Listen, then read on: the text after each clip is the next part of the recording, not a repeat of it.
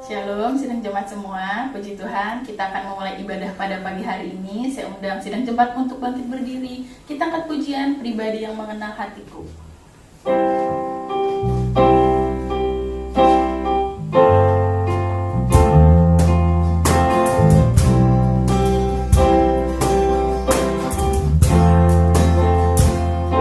Seperti rusa yang haus, rindu aliran sungaimu.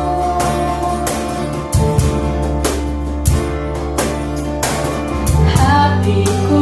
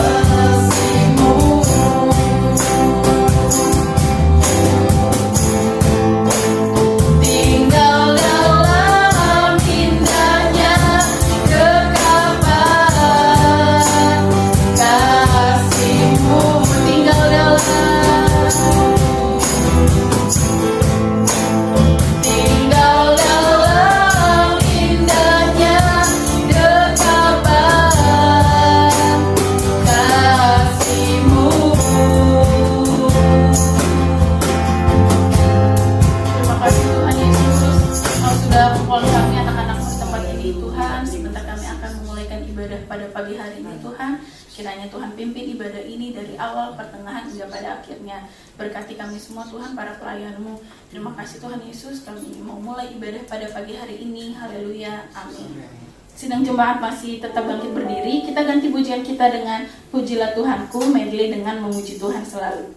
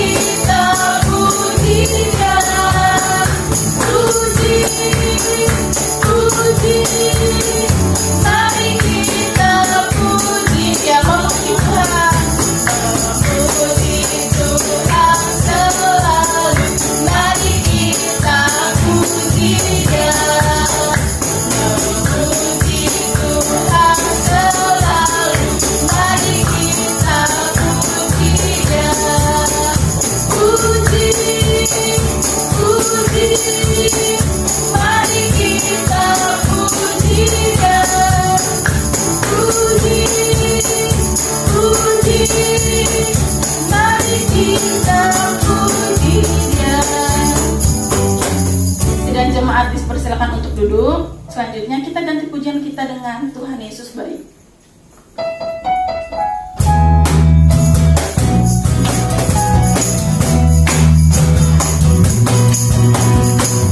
Tiada berkesudahan kasih setiamu Tuhan, selalu baru rahmat-Mu bagiku.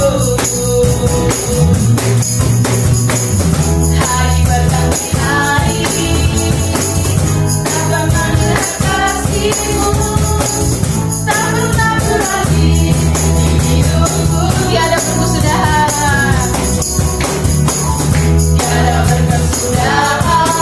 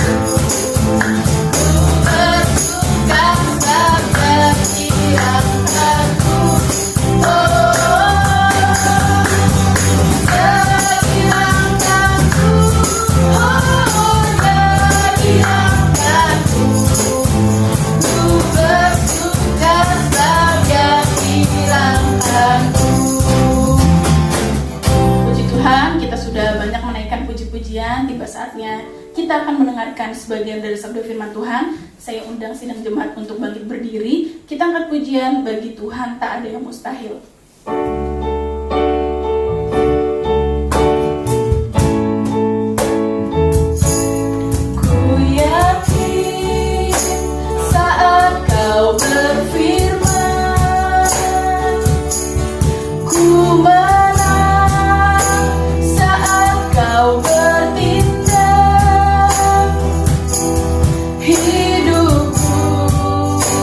Hanya ditentukan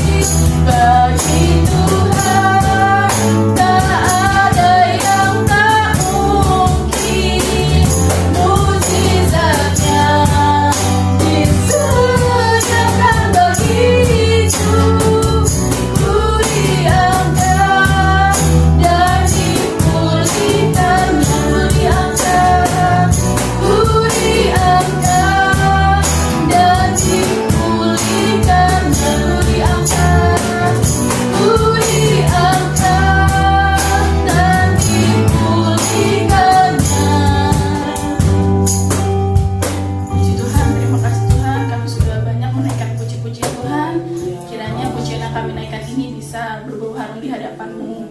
Tuhan, sebentar kami akan mendengarkan sebagian sabda firman-Mu Tuhan, ajar kami untuk duduk diam untuk mendengarkan sabda firman-Mu. Berkati Tuhan hamba-Mu yang akan menaburkan firman-Mu. Terima kasih Tuhan Yesus, kami sambut firman-Mu hanya di dalam nama Tuhan Yesus Kristus. Haleluya, amin. Haleluya. Puji Tuhan, saudaraku yang saya kasih dalam Tuhan, kita sudah banyak memuji Tuhan. Selamat hari Minggu, saatnya kita akan sama-sama siapkan hati kita untuk mendengarkan firman Tuhan. Tentu setiap kali firman Tuhan mau diberitakan, saya khususnya berdoa, firman apa Tuhan yang akan disampaikan. Nah, puji Tuhan, setelah saya buka-buka Alkitab pagi hari ini, Tuhan kasih judul firman, ucapan bahagia. Tentu kita sudah sering ya mendengar khotbah tentang ucapan bahagia, perikop judulnya. Atau kalau judul besarnya adalah khotbah di bukit. Langsung saja kita akan sama-sama buka di dalam Matius pasal 5. Saya akan bacakan satu persatu saja, karena kalau saya baca langsung toh nanti diulang lagi ya. Saya akan bacakan ayat pertama sampai ketiga terlebih dahulu. Demikian firman Tuhan. Ucapan bahagia. Ketika Yesus melihat orang banyak itu, naiklah ia ke atas bukit, dan setelah ia duduk, datanglah murid-muridnya kepadanya. Maka Yesus pun mulai berbicara dan mengajar mereka. Katanya, berbahagialah orang yang miskin di hadapan Allah, karena merekalah yang mempunyai kerajaan surga. Puji Tuhan. Saudara, kita melihat satu kali Yesus ada di sebuah bukit. Dia menyampaikan firman bukan saja kepada 12 murid sebetulnya, tetapi kepada banyak orang yang mendengarkan firman saat itu. Nah, Yesus memberikan judul firman itu adalah ucapan bahagia. Ada 8 ucapan bahagia. Dan yang pertama, berbahagialah orang yang miskin di hadapan Allah. Banyak kali kita berpikir bahwa miskin kok bahagia. Kita harus menyimak kata demi kata. Dalam ayat ini dikatakan miskin di hadapan Allah. Lalu kata berbahagialah itu sebetulnya bukan hanya sekedar bersukacita bahagia, tapi diberkatilah. Jadi yang dikatakan orang yang berbahagia itu, orang yang diberkati itu adalah orang yang miskin di hadapan Allah. Sebelum lanjut, saya mau kasih wawasan dulu ya. Seringkali kan kita berdoa, Tuhan berkatilah jasmani dan rohani. Biasanya kita juga sering mendengar ayat-ayat yang disampaikan oleh Rasul Paulus khususnya. Dia pernah satu kali dalam 1 Tesalonika 5 ayat 23, doa Paulus untuk jemaat, juga doa kita semua setiap kali kita berdoa, selalu ini saya sampaikan, semoga roh, jiwa, dan tubuhmu terpelihara sempurna. Jadi berkat di sini adalah berkat untuk tubuh, jiwa, dan roh. Tapi tanpa kita sadari, banyak orang berpikir bahagia, berkat itu hanya sebatas untuk tubuh dan jiwa. Jarang orang memikirkan rohnya. Satu contoh, orang akan puas ketika dia jasmaninya diberkati. Berkat jasmani itu misalnya apa? Kesehatannya bagus, umur panjang, kalau ulang tahun selalu berdoa begitu, punya uang, setidaknya ada lebih lah, tidak kurang, tidak pas-pasan. Atau mungkin badan yang bagus, yang sesuai diinginkan, mempunyai keturunan. Nah, itu yang seringkali orang pikir berkat jasmani itu sebatas itu. Nah, berkat itu sebatas di yang jasmani. Lalu ada juga berkat jiwa.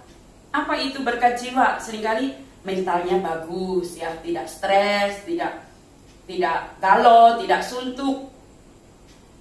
Hatinya bahagia. Itu seringkali orang berpikir jiwanya terkontrol, emosinya terkontrol.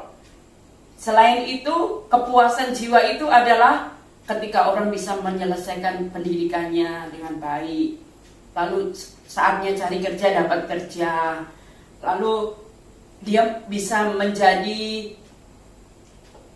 punya skill, misalnya seorang pemain musik, dia benar-benar bisa memainkan musik dan diakui oleh orang lain, itu adalah berkat jiwa saudara, dan itu kepuasan jiwa. Atau kalau kita lihat misalnya seorang atletik, dia bisa dapat juara, bisa membuktikan bahwa dia benar-benar bisa main bulu tangkis kah, futsal kah, apa, itu kebutuhan jiwa. Tapi seringkali satu yang dilupakan itu kebutuhan roh, ya. Nah, yang dimaksudkan Tuhan Yesus di sini bukan menyangkut hanya kebutuhan jasmani dan jiwa, tapi rohani kita dipuaskan, kebahagiaan tubuh, jiwa, dan roh. Kalau roh kita dipuaskan, otomatis tubuh dan jiwa kita juga beroleh, karena Tuhan yang memberikan semua ini. Nah, yang pertama tadi dikatakan berbahagialah orang yang miskin di hadapan Allah. Apa yang dimaksud orang yang miskin di hadapan Allah? Orang yang miskin di hadapan Allah ini adalah orang yang rendah hati. Karena di dalam perjanjian lama, orang miskin itu sering dihina. Orang miskin itu sering diabaikan dan tidak dianggap, nggak punya teman. Nah, orang seperti ini, dia hanya berharap kepada Tuhan. Jadi saat dia mengalami masalah, kesulitan apapun, dia nggak pernah berharap sama manusia. Karena dia tahu pasti ditolak. Lalu dia pasti datangnya kepada Tuhan. Bahkan di dalam Mazmur 34 itu ayat 7, saya kutip ya. Orang yang tertindas ini berseru dan Tuhan mendengar. Ia menyelamatkan dia dari segala kesesakannya. Dalam perjanjian lama, orang miskin di hadapan Allah itu adalah orang yang tertindas. Orang yang dihina karena tidak memiliki sesuatu yang harta yang bisa dibanggakan. Nah, di dalam Matius 5 ayat 3, ini miskin rohani, punya arti miskin rohani. Jadi ada dua arti ya. Miskin rohani ini adalah orang yang tidak bisa hidup tanpa Tuhan. Orang yang memang merasa dirinya itu nggak ada apa-apanya tanpa Tuhan. Jadi dia tak berani melangkah melakukan apapun tanpa Tuhan. Itu yang disebut orang miskin di hadapan Tuhan. Nah, saudara, Daud, dia adalah contoh orang yang miskin di hadapan Tuhan. Kenapa? Karena Daud ini seringkali dia berkata, tanpa Tuhan aku tak bisa berbuat apa-apa. Aku bukan siapa-siapa. Padahal dia raja, dia punya segalanya. Tapi dia merasa miskin di hadapan Tuhan. Sehingga satu saat Daud pernah berdoakan, Tuhan, jangan buang aku dari hadapanmu. Jangan ambil rohmu. Semua kekayaan, kedudukan boleh kau ambil, tapi jangan hadirat Tuhan itu pergi daripadaku. Nah, itulah yang disebut miskin di hadapan Tuhan. Nah, orang yang seperti ini firman Tuhan katakan, orang yang miskin di hadapan Tuhan dialah yang mempunyai kerajaan surga. Jadi Bapak Ibu Saudara yang dikasih oleh Tuhan, jangan kita merasa berkecil hati kalau kita miskin secara jasmani ataupun miskin secara rohani. Karena firman Tuhan bilang apa? Miskin jasmani, kalau orang berseru kepada Tuhan, Tuhan mendengar. Miskin rohani seperti Daud, dia kaya raya tapi dia merasa tidak bisa berbuat apa-apa di hadapan Tuhan. Karena orang yang seperti itulah firman Allah katakan yang mempunyai kerajaan surga. Itu yang pertama. Lanjut. Yang kedua, dalam ayat yang keempat dari Matius 5 ayat 4, berbahagialah orang yang berduka cita karena mereka akan dihibur. Nah, saudara, di sini jangan salah paham. Duka cita di sini bukan berarti pas ada orang meninggal lalu di ibadah penghiburan berbahagialah engkau yang berduka cita. Duka cita di sini sebetulnya bukan duka cita karena kehilangan. Itu pun Tuhan bilang berbahagia. Tapi bukan karena duka citanya. Berbahagialah orang yang mati dalam Tuhan. Karena kita tahu orang yang mati itu masuk surga. Makanya kita berbahagia walaupun dalam duka cita. Duka cita yang dimaksud ini adalah 2 Korintus 7 ayat 10 bagian A dikatakan, sebab duka cita menurut kehendak Allah menghasilkan pertobatan yang membawa keselamatan. Jadi orang yang berduka cita di sini yang dimaksud adalah orang yang menyesali dosanya. Orang yang minta ampun. Karena orang yang minta ampun kepada Tuhan, walaupun dosamu merah seperti kirmisi, Tuhan bilang aku akan menyucikan menjadi putih seperti salju. Di dalam 1 Yohanes 1 ayat 9, jika kita mengaku dosa kita, maka Ia adalah setia dan adil, sehingga Ia akan mengampuni segala dosa kita, menyucikan kita dari segala kejahatan. Jadi yang dimaksud berduka cita itu adalah orang yang menyesali dosanya. Saudara ingat ada beberapa orang pergi ke rumah Tuhan dalam Lukas 18, kalau nggak salah itu ayat 13. Salah satunya seorang pemungut cukai. Dia berdoa di hadapan Tuhan, ya Tuhan, kasihanilah aku orang berdosa ini, sambil membungkuk. Sementara yang lain, aku orang berpuasa 2 kali seminggu, dia sombong. Nah, yang doanya berkenan kepada Tuhan, doa siapa? Pemungut cukai. Dia ketahuan dia orang jahat, pemungut cukai, pekerjaannya tidak benar. Tapi ketika dia mengakui itu dosanya, jadi tidak merasa diri benar. Dia minta ampun sama Tuhan, ampuni saya Tuhan. Ya Tuhan, kata pemungut cukai itu, kasihanilah saya orang berdosa ini. Lalu dia minta ampun sama Tuhan. Nah, orang seperti inilah yang disebut orang yang berduka cita. Nah, orang yang berduka cita karena Tuhan, mereka akan dihibur. Orang-orang seperti inilah yang akan dihibur. Siapa yang menghibur? Tuhan. Dengan cara apa Tuhan menghibur? Tuhan menghiburkan dengan membesarkan hati mereka. Pengharapan yang Tuhan beri, berkat. Bukan hanya berkat jasmani, tapi kasih karunia Tuhan menyertainya. Yang kedua, apa ucapan bahagia yang ketiga? Matius 5 ayat 5, berbahagialah orang yang lemah lembut, karena mereka akan memiliki bumi. Apa itu lemah lembut? Lemah lembut ini juga bukan orang yang ngomongnya santun seperti orang Jawa Solo, tetapi orang lemah lembut itu adalah orang yang seperti Musa. Musa dikatakan dalam Bilangan 12 ayat 3, adapun Musa ialah seorang yang sangat lembut hatinya, lebih dari setiap manusia yang ada di atas muka bumi. Lemah lembut di sini apa? Rendah hati di hadapan Tuhan. Ya. Tidak sombong di hadapan Tuhan. Karena Mazmur pun berkata orang-orang yang rendah hati akan mewarisi negeri. Mazmur 37 ayat 11. Orang-orang yang rendah hati akan bergembira karena kesejahteraan yang berlimpah-limpah. Nah, jadi yang dimaksud dengan lemah lembut di sini adalah rendah hati. Orang seperti ini akan memiliki bumi. Kalau kita bandingkan tadi dalam Mazmur 37 ayat 11, Tuhan itu tidak pernah pelin-pelan.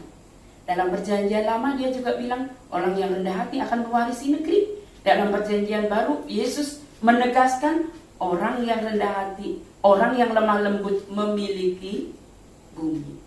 Jadi saudaraku yang saya kasih dalam Tuhan, inilah arti ucapan bahagia. Lanjut yang keempat, Matius 5 ayat 6, berbahagialah orang yang lapar dan haus akan kebenaran, karena mereka akan dipuaskan. Nah, saudara, kadang orang baca ayat ini sepotong, berbahagialah orang yang lapar dan haus, titik. Padahal ada lanjutannya, lapar dan haus akan kebenaran. Bukan orang yang lapar haus air dan minum saja, tetapi itu tadi harus mencakup rohani juga. Jadi berkat Tuhan itu bukan hanya jasmani saja, tapi rohani. Di sini dikatakan lapar dan haus kebenaran itu apa? Rindu hadirat Tuhan. Cinta Tuhan lebih dari segalanya. Nah, orang yang rindu Tuhan, haus dan lapar akan kebenaran disebut berbahagia. Bukan hanya berbahagia, tapi apa? Akan dipuaskan. Dipuaskan dengan apa? Kasih Tuhan. Dipuaskan dengan apa? Berkat Tuhan. Jadi saudara, mari kita mau memiliki hati yang selalu rindu lapar akan Tuhan. Bukti orang yang rindu haus lapar akan Tuhan, pasti hidupnya akan selalu mengutamakan Tuhan, berdoa, baca firman. Nah, orang yang seperti itu selalu rindu menyelidiki firman Tuhan. Itu bukti bahwa dia rindu akan kebenaran. Dia rindu akan firman. Orang seperti itu dipuaskan Tuhan. Dipuaskan dengan apa? Kasih. Dipuaskan dengan apa? Berkat Tuhan. Jadi gak perlu kita tiap hari selalu ngomongin, kok Tuhan gak memberkati ya? Tuhan berkati saya. Tiap hari doanya cuma minta berkat, minta berkat, minta berkat. Padahal ketika kita berdoa, merenungkan firman tiap hari, itu gak usah minta. Firman Tuhan bilang apa? Orang yang rasa lapar pada Tuhan, orang yang suka berdoa, suka baca firman, itu dipuaskan. Namanya dipuaskan itu bukan cukup, tapi lebih. Kayak saudara, kalau minum sepuas-puasnya, itu kan sampai istilahnya udah kenyang, dimasukin minum segar lagi. Juga demikian pula makanan sepuas-puasnya. Namanya sepuasnya itu lebih. Nah, firman Tuhan bilang, berbahagia orang yang lapar dan haus kebenaran. Kebenaran itu apa? Yesus. Kan Yesus satu-satunya kebenaran. Orang yang selalu rindu Tuhan. Ada kan lagunya, ku rindu kau Tuhan, ku rindu kau, ku telah terima tapi perlu dan rindu kau. Jadi sudah tahu, sudah terima tapi tetap rindu, tetap mengasihi Tuhan. Orang seperti itu dipuaskan oleh kasih Tuhan. Gak kekurangan kasih. Tuhan akan melimpahi dengan kasih. Orang seperti itu akan diberkati Tuhan. Dipuaskan dengan berkat Tuhan. Itu yang keempat. Ucapan bahagia yang kelima apa?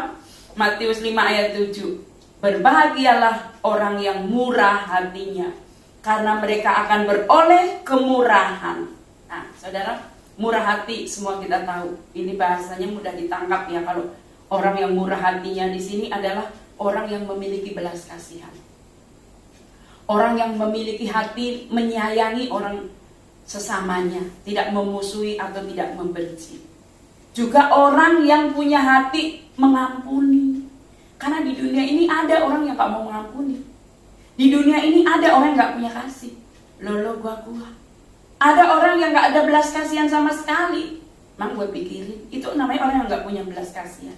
Nah, orang yang seperti itu gak mungkin dikatakan berbahagia. Tetapi orang yang berbahagia adalah orang yang memiliki kemurahan hati.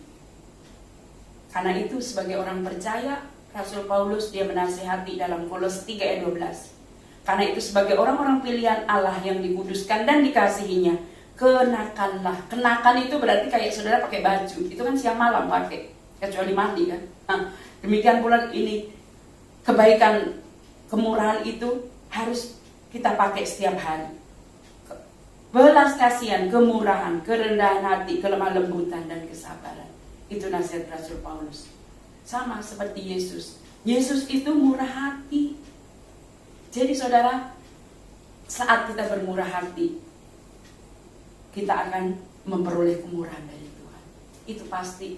Firman itu gak pernah bohong. Ini kan di dalam Matius. Kalau kita baca juga, bandingkan di dalam Amsal 19 ayat 17 demikian. Siapa menaruh belas kasihan kepada orang yang lemah, memiutangi Tuhan yang akan membalas perbuatannya itu. Nah, jadi saat kita berbuat baik kepada orang lemah, orang yang membutuhkan, lalu kita berbuat baik, berbelas kasihan, kita sedang memiutangi Tuhan. Dan Tuhan yang akan membalas perbuatan kita itu. Jadi firman Tuhan itu selalu ya dan amin. Dari Kejadian sampai Wahyu gak ada yang bertolak belakang. Semua digenapi. Itu yang kelima. Yang keenam, lanjut. Apa ucapan bahagia Yesus di bukit yang keenam? Matius 5 ayat 8. Berbahagialah orang yang suci hatinya, karena mereka akan melihat Allah. Nah, saudara, apa yang dimaksud dengan suci hatinya? Bukankah hati itu adalah pusat kehidupan orang percaya?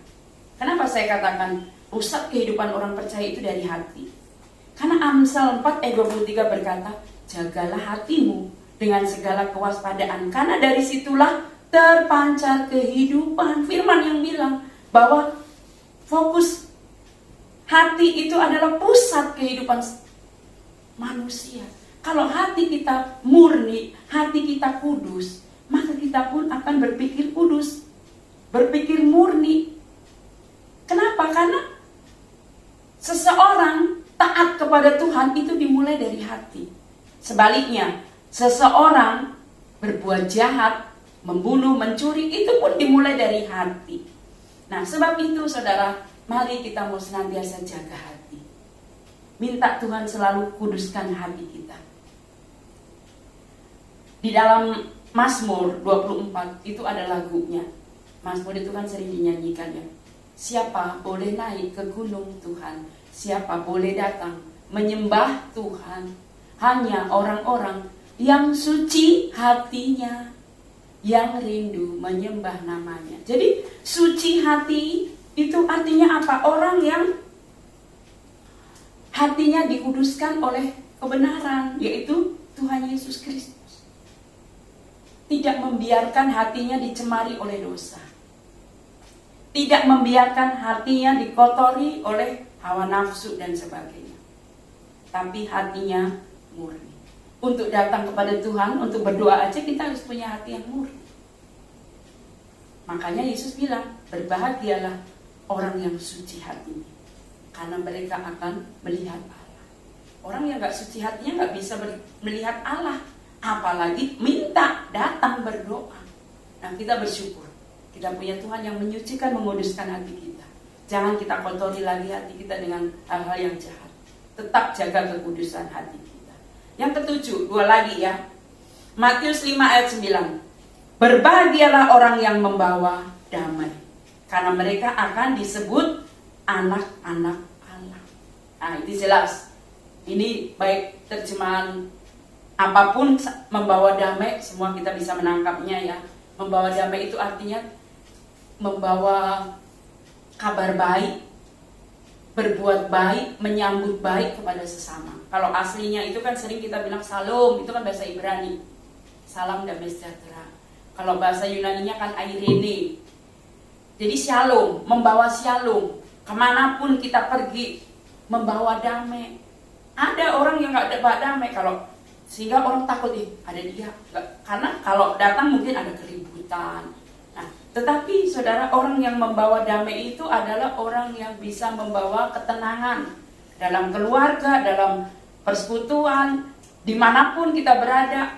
Itu suasana panas jadi tenang karena keberadaan kita. Itu yang disebut pembawa damai. Orang yang membawa damai dikatakan dia disebut anak Allah. Bukankah Tuhan bilang jadilah garam dunia? Garam dunia itu salah satunya juga membawa damai. Lanjut, satu lagi, terakhir. Kalau terakhir itu senyumnya lebar. Di dalam Matius 5 ayat 10. Berbahagialah orang yang dianiaya oleh sebab kebenaran, karena merekalah yang mempunyai kerajaan surga. Ingat, berbahagia itu bukan hanya berkat, tapi diberkati oleh Tuhan, ya. Diberkati Tuhan orang yang dianiaya oleh sebab kebenaran, karena merekalah yang mempunyai kerajaan surga. Siapa kebenaran? Berulang-ulang tadi saya katakan Yesus adalah kebenaran. Jadi kalau hari ini saudara mengalami aniaya karena Yesus, saudara disudutkan, entah itu di kantor, entah di pemerintahan, entah di lingkungan, karena Yesus, firman Tuhan bilang apa? Berbahagialah, diberkatilah. Justru kita bahagia, bangga kalau kita mengalami juga apa yang Yesus alami. Nah, apa saudara masih ragu, lalu kecewa? Saya sudah berdoa ikut Tuhan, kok saya dianiaya ya, saya disudutkan ya, cuman karena iman percaya saya kepada Tuhan. Gak perlu kita bertanya seperti itu. Alkitab bilang justru saudara berbahagia kalau saudara dianiaya, disudutkan karena Tuhan Yesus Kristus. Karena kalau saudara baca terus ayat terakhir dari Matius 5 ini, ayat 11 sampai 12, ini ayat penutup. Berbahagialah kamu jika karena aku kamu dicela dan dianiaya, dan kepadamu difitnahkan segala yang jahat. Nah, catat, berbahagialah itu artinya diberkatilah. Jadi diberkatilah Bapak Ibu Saudara semua jika engkau dicela, dianiaya, dan difitnah karena Yesus. Bukan karena perbuatan salah kita. Lalu ayat 12 terakhir sekali, bersukacita dan berbahagialah karena upahmu besar di surga. Sebab demikian juga telah dianiaya nabi-nabi yang sebelum kamu. Demikianlah firman Tuhan. Mari kita mau sama-sama naikkan satu pujian kepada Tuhan. Jadi saudara, saya pun diberkati lewat 8 ucapan bahagia hari ini. Karena sungguhnya kita bangga karena kita orang yang beroleh kemurahan Tuhan. Hari lepas hari saat kita melakukan firman, kita orang yang diberkati. Kiranya Engkau memberkati aku berlimpah-limpah.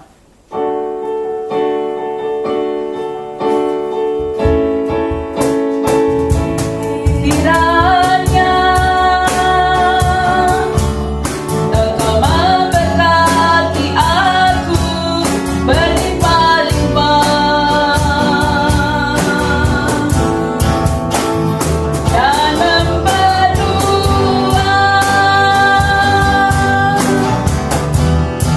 dan daerahku.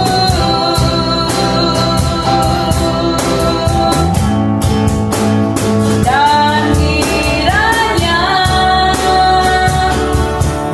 tanganmu menyertai aku dan melindungi aku daripada malapetaka, sehingga kesakitan tidak menimpa aku. Sekali lagi kita akan sama-sama berdoa. Haleluya. Terima kasih Tuhan. Terima kasih Tuhan. Amin. Amin. Haleluya. Engkau memberkati aku berlimpah-limpah. Amin. Amin. Terima kasih Tuhan. Dan memperluas. Haleluya. Haleluya. Daerahku. Amin. Dan kiranya tanganmu menyertai aku dan melindungi aku daripada malapetaka, sehingga kesakitan tidak menimpa aku. Terima kasih banyak Tuhan buat firman-Mu siang hari ini. Kami terlalu yakin dan percaya kalau Engkau berfirman, Engkau punya maksud yang indah dalam hidup kami. Engkau sedang menghiburkan kami. Kalau hari ini Kau dapati kami ada yang hidup di dalam kemiskinan, kan miskin di hadapan Allah. Kalau Engkau dapati kami Tuhan sedang berduka cita, kalau Engkau dapati kami sedang menghadapi berbagai macam masalah, persoalan, aniaya karena Tuhan, firman-Mu berkata, kami adalah orang-orang yang berbahagia. Kami adalah orang-orang yang diberkati. Dan kalau hari-hari ini kami ada di suasana pandemi, musibah di sana sini, bencana di sana sini, kami tidak perlu takut dan khawatir. Karena Engkau yang menjamin hidup kami, Engkau yang melindungi kami, berkat jasmani rohani menyertai hidup kami. Terima kasih buat penghiburan firman-Mu hari ini. Ajar kami untuk terus rindu akan Engkau. Karena ketika kami rindu Engkau, Engkau memuaskan kami dengan kebaikan-Mu. Engkau memberkati kami dengan kepuasan yang luar biasa yang dari Tuhan. Bukan hanya berkat jasmani Engkau akan limpahi, tetapi juga berkat jiwa. Jiwa kami pun Kau limpahi dengan damai sukacita yang dari Tuhan. Terima kasih Bapa, berkati seluruh pelayan Tuhan, pemain musik yang sudah melayani Engkau hari ini. Juga seluruh sidang jemaat-Mu, besar kecil tua muda pria wanita, dimanapun mereka sedang beribadah di rumah masing-masing hari ini. Tuhan memberkati. Yang sakit sembuhkan, yang susah hiburkan. Dan kami mau pegang terus janji-Mu bahwa Engkau akan memuaskan kami dengan kebaikan dan kemurahan-Mu. Terima kasih Tuhan buat ucapan bahagia, ucapan berkat yang Engkau sudah berikan kepada kami hari ini. Sekarang saudaraku yang dikasihi oleh Tuhan Yesus Kristus, pulanglah ke rumah masing-masing. Terimalah berkat yang datang dari Allah Bapa, Allah Putra, Allah Roh Kudus.